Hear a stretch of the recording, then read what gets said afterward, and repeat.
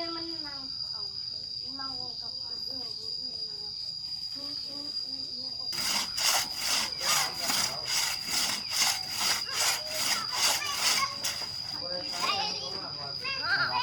ไปมีไงบ้าง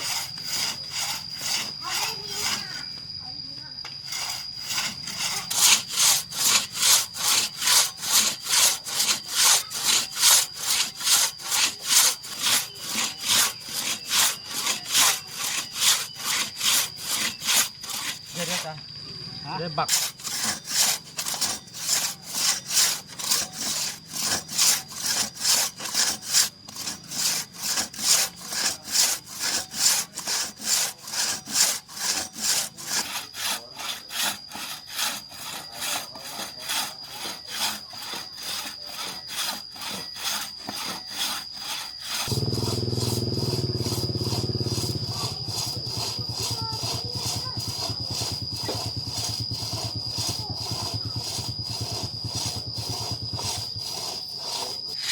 ถึงหรอยังไงถึงอะไรถึงหลายเนาะวักขาไหลลงตรงไหนถึงได้บ่หาวักเลยไก่พอตี้นะจะจ่อก็ได้นะนี่ซ้ำมันอันนั้นอ๋อจ่อโคตรนะจ่อโคตรวักเลยอ่ะวักก็ต้องวักเติมมาเอาพี่ไปอ่ะไก่ก็พอมเอาทางนี้ถ้ามันล้มไปทางนั้นเลยจะโวยเอาที่ก็ได้นะที่ก็ได้เ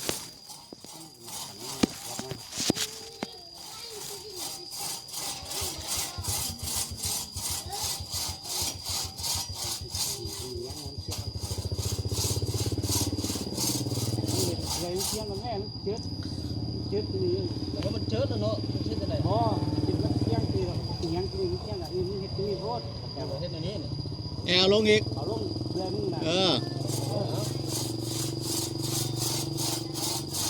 เดี๋ยวมึงยกกระชูกันนะตามลง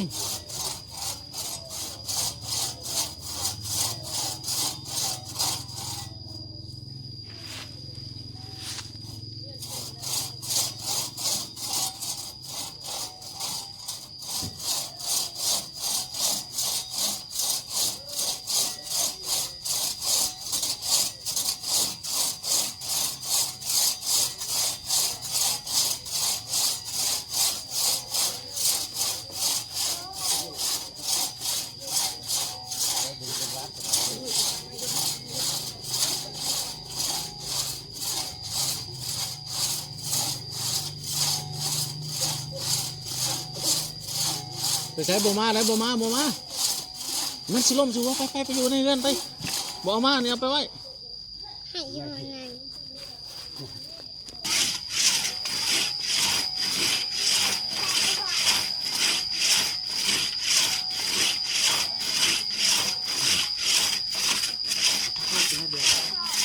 เก็บปลายปักลงตรงนี้เท่าไหร่ปักลงตรงนี้โอ้เสียงจะไหล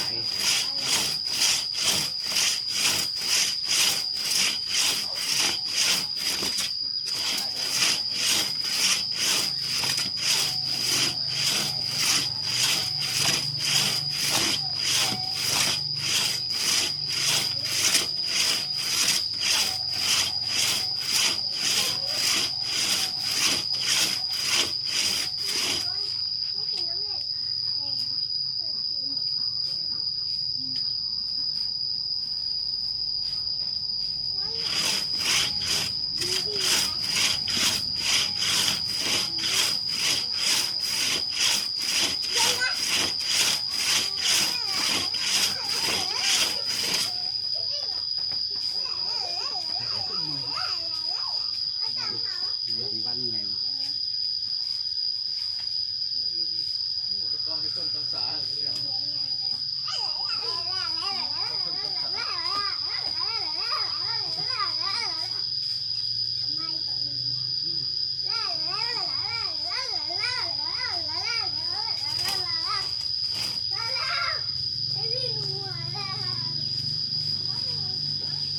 ได้ มือเป็นเสิร์ฟ วันสักของเลยคุณ ทำอะไรนั่นน่ะนับหัวขึ้นนั่น จอกจับจอก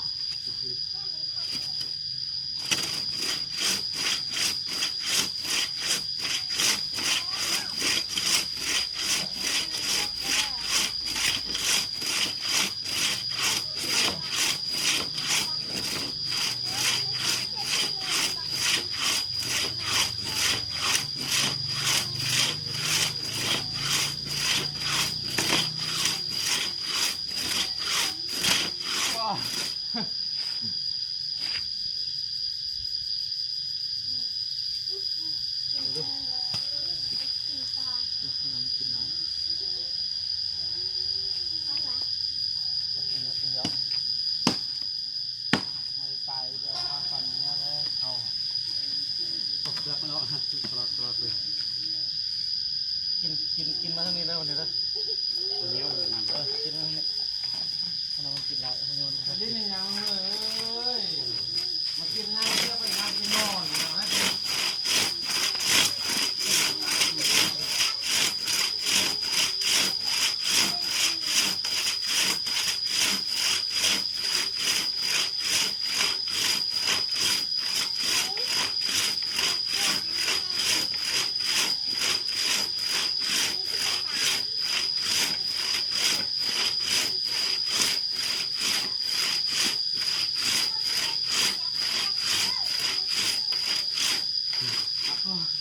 ก็เหนื่อยเลย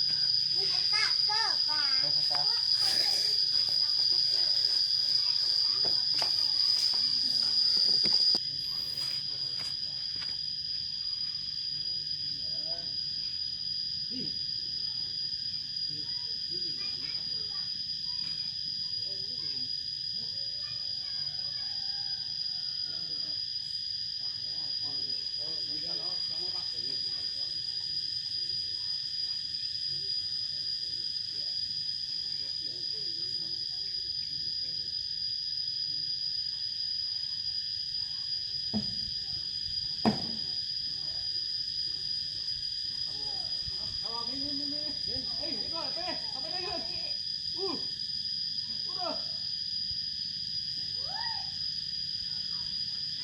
ถ้าตีออกก้าวแล้วมันง่อยเลยดึงเต็มแห้งเลย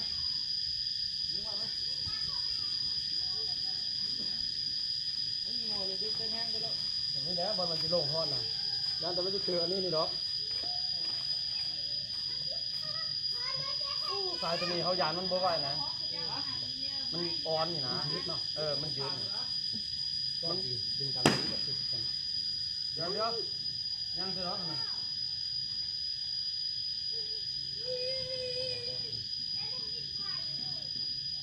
อ๋อดึงป้าไอ้คนนึงก็ได้นั่นนี่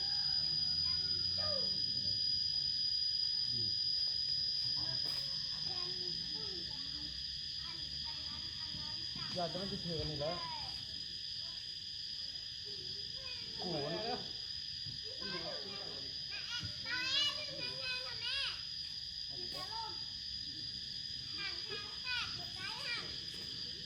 สายตัวนี้มันโบคักไปสายตัวนี้มันยืดนะ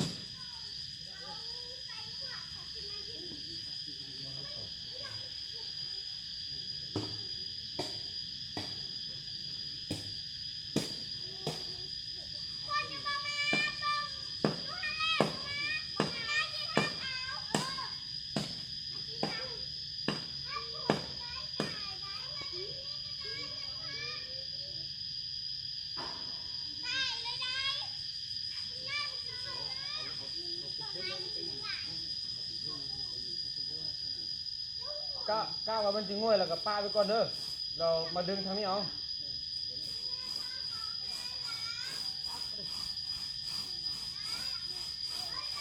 สายเลย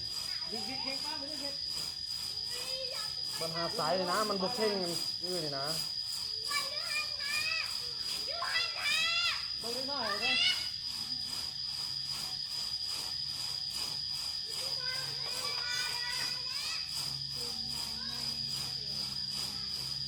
โอ้มีสองสายคือจะข้างเลยเนาะ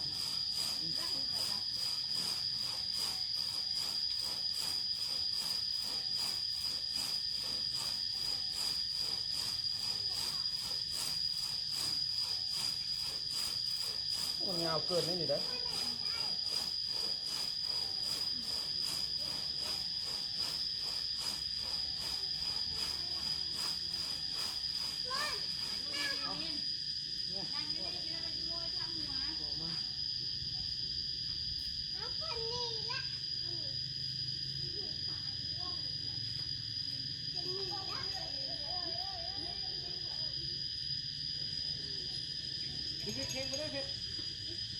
เฮ้ยมันลมทั้งต้นซ้ำท่าจะเป็นยังนี่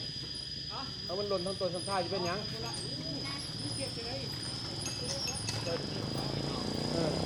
ถ้ามันลมไปทางนั้นก็เขาก็จังค่อยนะดึงเงินใหม่มันมาแล้วมัน มีตัวดินบ่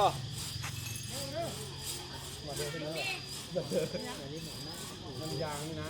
มันบ่ได้แห้งแต่มันงวยไปเดี๋ยวปัญหาตัวนี้เขายางมันสิบ่ได้นี่นะ นี่ตะบาดมันงอยเลยจังเดิน คือเก่าเพราะว่าถ้าว่ามันง่อยไปทางนั้นเขาจะดึงทางไหนเนี่ยมันย่านอันนี้นะมันบ่ได้เข่งเพราะว่าถ้าว่ามันลมไปทางต้นซ้ำซ่าเนี่ยเขาตูดนี่ ตีมาได้นะ บ่ติง ตี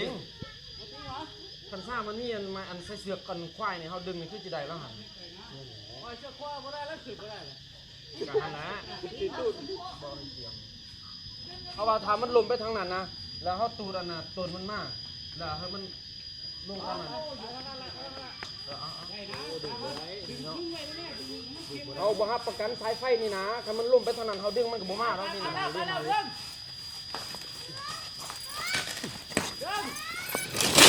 โอ้ย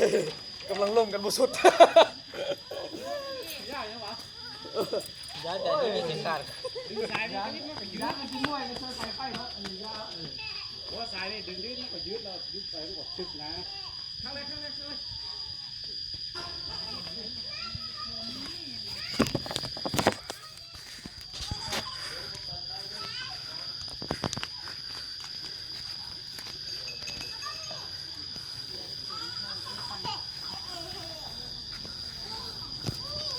ป่ะคือตั้งหลังทำไม